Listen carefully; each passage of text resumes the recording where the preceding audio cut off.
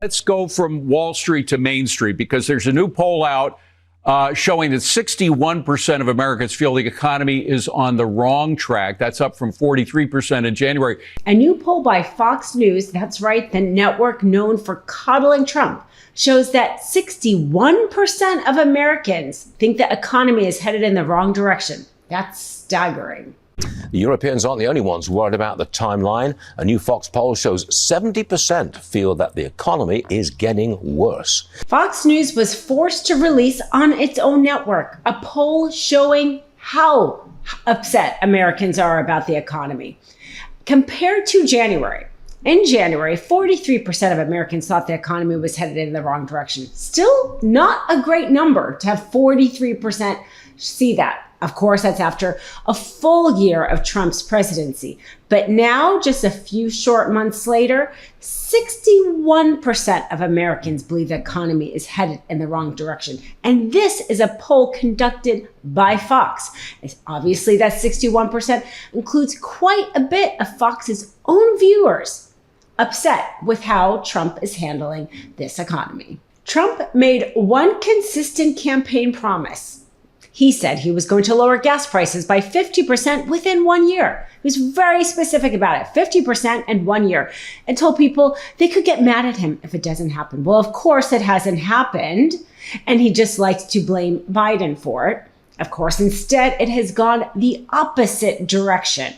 Now, we see in real time that Trump isn't very good with numbers. He tries to talk about how he lowers prescription prices by 600%, which is obviously impossible.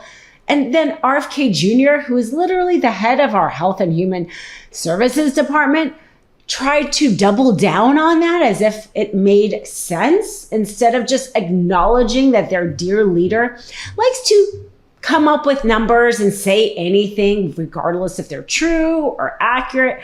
I mean, who knew in the age of Trump that now math has an interpretation and a bias? I mean, this is how far we have gone from facts in the age of Trump. Well, the fact is that we have the receipts about what Trump said about what was going to happen to those gas prices and how much we could hold him accountable for it. Take a listen. Under the Trump economic plan, we will cut your energy prices in half within, mark it down, and you can get very angry at me if we don't do it. Within 12 months, your energy prices will be cut in half. My plan will cut energy prices in half or more than that within 12 months of taking office. Number one, your energy bill within 12 months will be cut in half. And that's my pledge all over the country. Beyond farmers, that's my pledge all over the country. If you vote for me, I will cut your energy and electricity prices in half within 12 months. We're going to cut them down in half. And under my plan, we will cut energy and electricity prices in half within 12 months. And that means for your homes, too. I will cut your energy and electricity prices in half, 50%, 50, within 12 months of taking the oath of office. One of Trump's lapdogs, Stephen Scalise, in one of the most friendly interviews. I mean, this interviewer is okay with Trump destroying the economy for a short time because he believes there's a good purpose. Somehow believing this idea that there was actually a purpose behind America going to war other than just going along with whatever Netanyahu wanted. Well, he, in this even friendly interview, decided to lie about the fact that somehow the oil prices are different, and gas prices are worse, were under Biden 2 years ago, and he had to get fact-checked. This is how much they lie. But this is why the polling is what it is, because you can lie to the American people about some things and departments and regulations that we don't encounter on an everyday basis. But we all encounter gas prices and grocery prices. And that you can't lie about. Prediction markets aren't friendly to the GOP's chances for holding the House. I mean, even the Senate is somewhat questionable. I don't know if you put any stock in that, but there were some developments this week. No, I don't. It seems like negative developments in Virginia, I think, for Democrats, positive developments for Republicans in Texas, something happening in Florida now. What is do you think there's any way that your party holds on in November to the House? Absolutely. And look, it's a path that is focused on turnout, number one, and delivery, what we've delivered to finally start turning this mess around that we inherited a year and a half ago. People that will remember, you go back 2 years ago, we were paying almost $6 a gallon for gasoline. Right now it's in the threes. Obviously, we've seen a jump with the Iran conflict. When were we paying $6? Still 50. What, well, 2.5 years ago.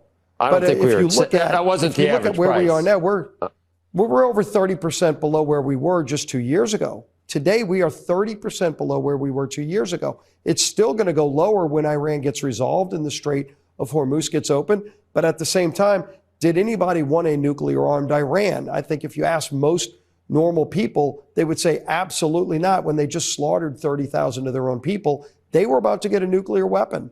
And President Trump stopped that. But that's going to get resolved. President Trump's negotiating that right now.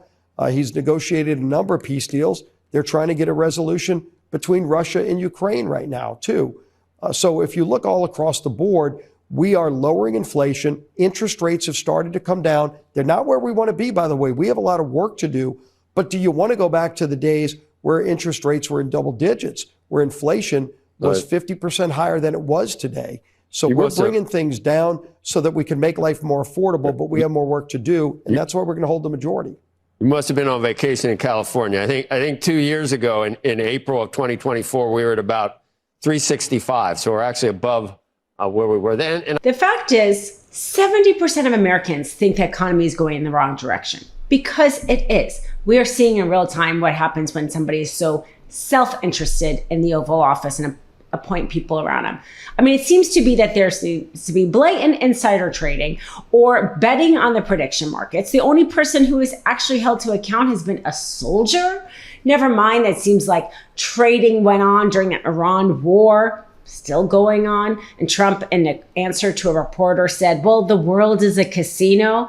No, he and his sons, who are getting lucrative contracts and profiting off of business deals around the world with their golf courses and their developments. And then also Trump blatantly suing the American taxpayer over the fact that his tax records were released to the tune of $10 billion that he promises he will send to a charity. No, the American people see he's getting rich, the people around him getting rich. But the rest of us, job market, stagnant, private jobs are just not happening. People are graduating from college, not getting jobs. People worried about AI. Corporations, despite the fact that they're paying zero, basically no taxes, are still laying off people. And then Hegseth being questioned about the cost of the war by Ro Khanna, saying that this was some sort of domestic issue that he wasn't going to worry about, that somehow this was a gotcha question instead of the reality that Ro Khanna points out, that despite even the actual cost of the war in terms of weapons and the military service, the cost of just the increase in oil will cost over $600 billion to American taxpayers, $5,000 each year for households. This is on top of the fact that our taxpayer money is being sent to kill civilians in wars that many of us do not believe in, certainly have not voted for. Congress, our representatives who are meant to vote for that war, haven't voted for. The cost of the war that everyday Americans are paying for, according to Hegseth, is just a distraction. How much did it cost American taxpayers in terms of the strike to the Iranian school where kids were killed? Do you have that number in terms of the missiles we used? As I've said, that unfortunate situation remains under investigation. You don't know how much it costs the taxpayer? But I wouldn't tie a cost to anything. It's a reasonable question, no, sir? I mean, our taxpayer money was going there. Do you know how much it will cost Americans in terms of their increased cost in gas and food over the next year because of the Iran war? I would simply ask you what the cost is of an Iranian nuclear bomb. I'm going to give you that I opportunity. would simply ask you what the. You're but, playing gotcha questions about domestic things. I'm not. You're saying it's a gotcha question to ask what it's going to be in terms of the increased Why cost won't of you gas answer what and it costs to prevent Iran from getting a nuclear bomb? I give you that, sir. But let me. What would it cost? What would you pay to ensure Iran doesn't get a nuclear bomb? What would you pay? I reclaim my time. Do you not know? You had no one do the analysis of what the increased cost of gas and food on the American people are going to be? What is the cost of Iran holding that straight at issue with nuclear weapons? It's $631 billion, which means it's an increase of $5,000 a year for American households. Thanks for watching. Be sure to add the MeidasTouch podcast on Apple Podcasts, Spotify, or wherever you get your podcasts for new updates every single day.